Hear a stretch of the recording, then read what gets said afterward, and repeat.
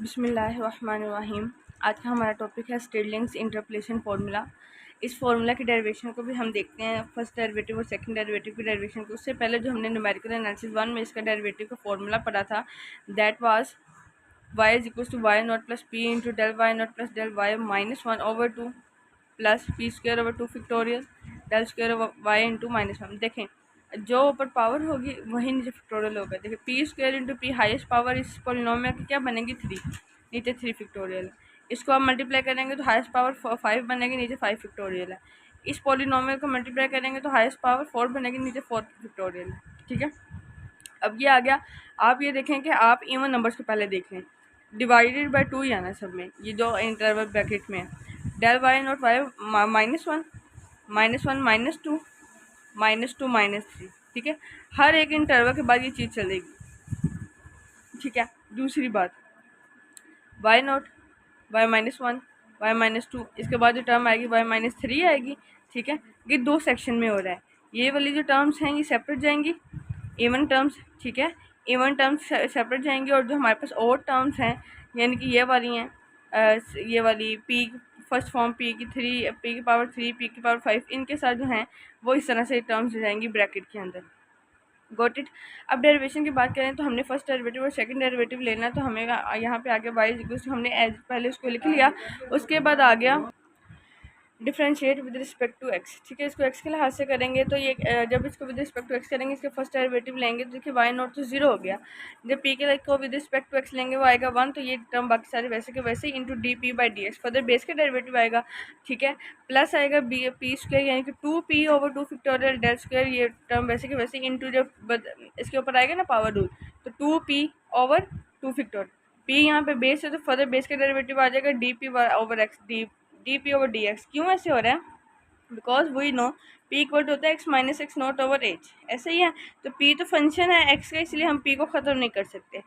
इसी तरह से हर पोलिनोमियल को ओपन करके उसका डेरिवेटिव लेंगे।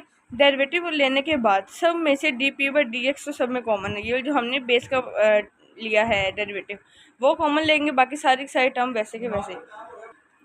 और D p by d x किस इक्वल होता है? वो तो 1 ओवर एच के इक्वल होता है। अगर जब p equal to x equal x minus x naught over h है तो d p over d x तो 1 ओवर एच होगा। अब d y by d x तो हमने d p by d x बाहर कॉमन लिया था, उसकी जहाँ पे आ जाएगा 1 ओवर एच, बाकी सारी की सारी टर्म वैसे की वैसे ही आ जाएगी। तो हम इसे कह सकते हैं कि स्टिरलिंग इंटरपोलेशन फार्मूला है फॉर फर्स्ट डेरिवेटिव। अब इसी डेरिवेटिव का हम जब सेकंड फार्मूला लेंगे तो क्या आएगा हमारे पास? अब देखें यहाँ पे इसके साथ कोई भी पी वाली वैल्यू नहीं है। ठीक है, अगर पी वाली वैल्यू नहीं है तो इसका मतलब ये तो कांस्टेंट कंसिडर होगा, और कांस्टेंट का डेरिवेटिव तो 0 होता है, तो ये सारी टर्म का डेरिवेटिव 0 हो जाएगा। इसका आएगा 1 और into d p by d x del square by, यानी कि मैं इस तरह से बात कर रही हूँ। प्लस 6p ओवर 6, यानी हर पोलिनोमियल का डेरिवेटिव लेंगे जिस तरह से हम नॉर्मल डेरिवेटिव लेते हैं।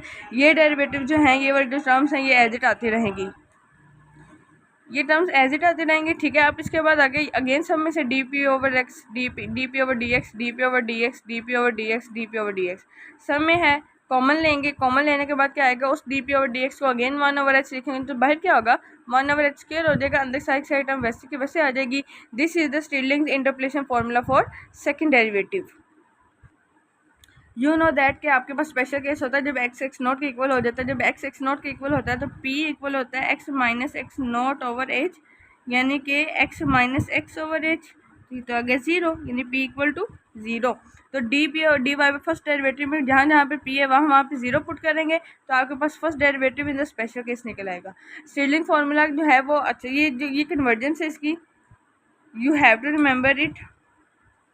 कन्वर्जेंस क्या है? वो ये कहता है कि जब p की वैल्यू -1/4 से 0.25 तक के दरमियान में आए तो आप क्या करते हैं कि यानी कि बेसिकली ये लिखा हुआ है -1/4 से प्लस का 1/4 तक, इसके दरमियान में p की वैल्यू आए तो स्टिरलिंग जो है स्टिरलिंग का फॉर्मूला मोस्ट एक्यूरेट आंसर रहता है as compared to the value outside of this boundary. ठीक है, तो इसी तरह से जब मैंने फर्स्ट डेरिवेटिव में स्पेशल केस पुट किया तो वहाँ पे मेरे पास फर्स्ट डेरिवेटिव आ गया इन द स्पेशल केस फॉर्म, और यहाँ पे सेकंड डेरिवेटिव अगेन जब स्पेशल केस फॉर्म क्या है? स्पेशल केस फॉर्म वो होती है कि x equals to x not है, sorry for that, and p equal to 0 है। तो हमारा हमने सेकंड डेरिवेटिव जो पीछे फॉर्मूला निकाला उसके जहाँ पे पी है वहाँ पे 0 पुट कर दिया, ठीक है। तो अब इस अगर मैं बात करूँ कि टेबल में क्या होता है, टेबल में क्या behaviour the sterling interpolation formula का, बेटा यहाँ पे जो ये चीज़ है स्पेशल केस वाला फार्मूला, इसकी ये कन्वर्जेंस और इसके अलावा इसकी ये वाली जो मैंने नोट लिखा हुआ है, ये बहुत इंपॉर्टेंट एमसीक्यूज है, you have to remember this.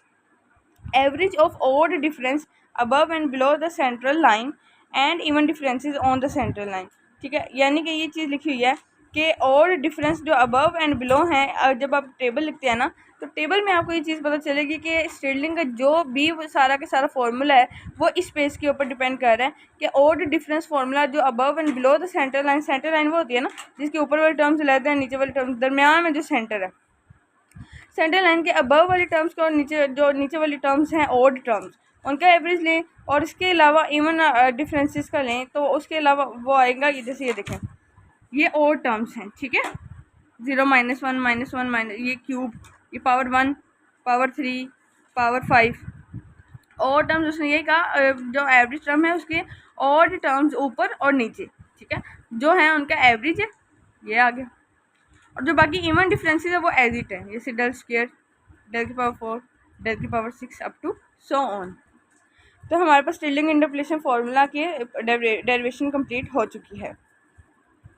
अगर आप बात करें इसकी एग्जांपल की तो बेसल्स इंटरपोलेशन फार्मूला हम इस नेक्स्ट वीडियोस में पढ़ेंगे और उस एक एग्जांपल है मेरे पास जो दोनों को ही कवर कर रही है, तो वो एग्जांपल मैं आपको नेक्स्ट करवा दूंगी। उसमें इससे ये होगा कि आपको बेसल पहले उसके बाद इससे पहले मैं आपको बेसल इंटरपोलेशन फार्मूला करवाऊंगी, तो उससे ये होगा बेसल की भी और स्टिरलिंग की भी जो एप्लीकेशन है वो आपको क्लियर हो जाएगी। फिलहाल नेक्स्ट वीडियो में आपको derivation of Gauss's forward interpolation formula मिलेगा, then Gauss's backward interpolation formula मिलेगा। और यहाँ तक जो हमने एक्चुअली ये यहाँ तक जितने भी हमने फार्मूलाज इंटरपोलेशन फार्मूलाज किए हैं, ये डिफ्रेंशिएशन के फार्मूलाज किए हैं, वो सारे इक्वली स्पेस्ड की बात की जा रही है, जबकि जब नेक्स्ट हम करेंगे वो सेंट्रल डिफरेंस की बात की जाएगी।